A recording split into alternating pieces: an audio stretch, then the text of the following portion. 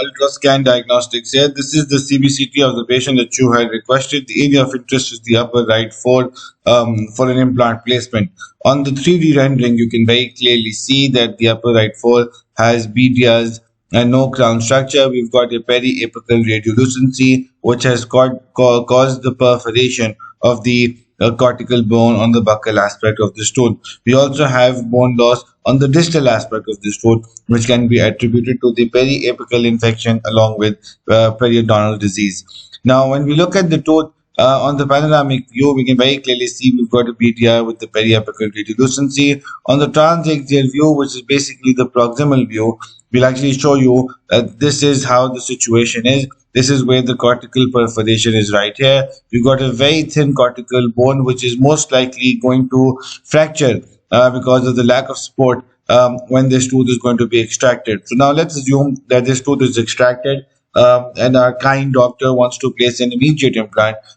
So we will only be left with approximately a very thin shelf of bone, which is going to be approximately 4.9 millimeters at most, with no buccal bone support. We will have a good bone ridge length, which is going to be approximately 16 millimeters, and that ridge length is definitely goes in our favor.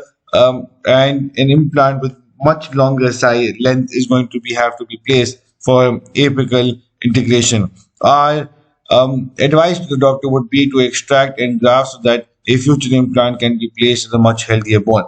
We have placed an implant which is neobiotic implant for our kind doctor so that they can also understand the future implant planning.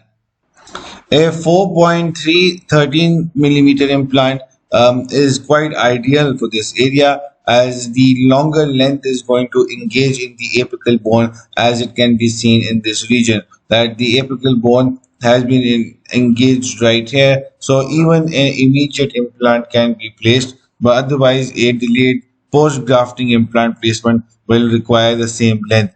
The reason why we say 13 is even if the ridge resorbs, we will still be able to place this implant comfortably. If the ridge does not resorb as much post extraction, so then we have good bone support for a 13 millimeter implant. As you can very clearly see here, the implant is well supported by bone on all aspects without any problems. So if there are any further questions regarding this case, please feel free to reach to our team. We would be extremely happy to help.